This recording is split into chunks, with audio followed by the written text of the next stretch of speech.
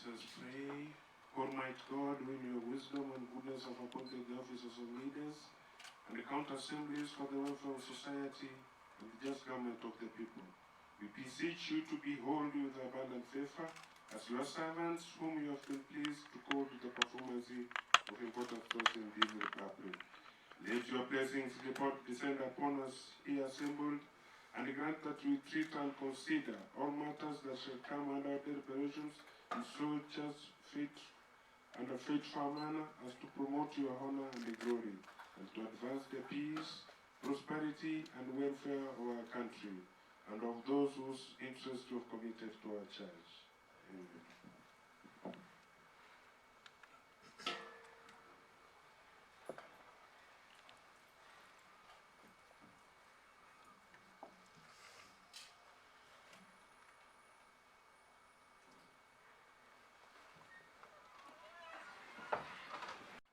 I move a motion that this current assembly debates and approves the removal of Honorable Amos Nyaribo, the Governor of Nyamira County, from office by way of impeachment on the following grounds. 1. Gross violation of the Constitution of Kenya and other laws.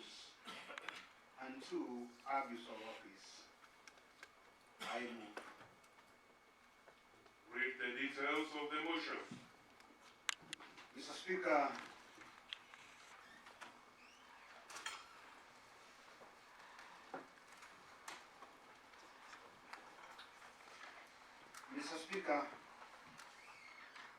I stand before you today not out of malice but out of a solemn and reverent duty to the people of Nyamira County. I am here because the very foundations of devolution painstakingly laid by our Constitution are under relentless and calculated assault. Whereas Article 174 and 175 of the Constitution of Kenya 2010 provides for the objects of devolution and principles of devolved government. Order. Members entering the chambers from the Kisii Health, County Secretary, go back, you bow before you enter the house. There is laws and rules of the house.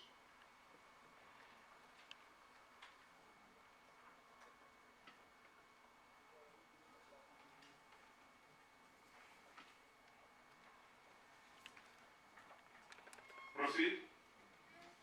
Mr. Speaker, whereas the Constitution of Kenya 2010 Article 181(1) provides for the removal of a county governor from office on grounds of gross violation of the Constitution or any other law, abuse of office or gross misconduct, or if there are reasonable grounds to believe that the county governor has committed a crime under national or international law, and whereas Section 33 of the County Governance Act 2012 further elaborates the procedure and grounds for the removal of a county governor, aware that the standing orders of the County Assembly of Nyamira and the standing orders of the Senate provide the procedural framework for such a motion, cognizant of the fact that all state officers are required to act within and in accordance with the Constitution and laws, exercise authority and perform public functions with respect and honor, be accountable to the public for their decisions and actions, and use public funds in accordance with the Constitution and the law. Noting with grave concern that His Excellency Amos Nyaribo, Governor of Nyamira County, has not just strayed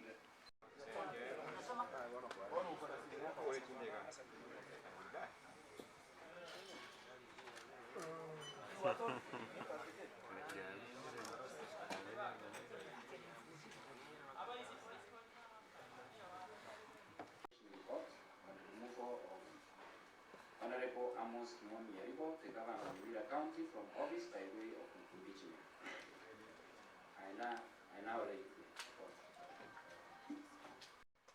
The Honorable Julius Kimomi Batwere, member of the Assembly representing Nyamatuta Ward.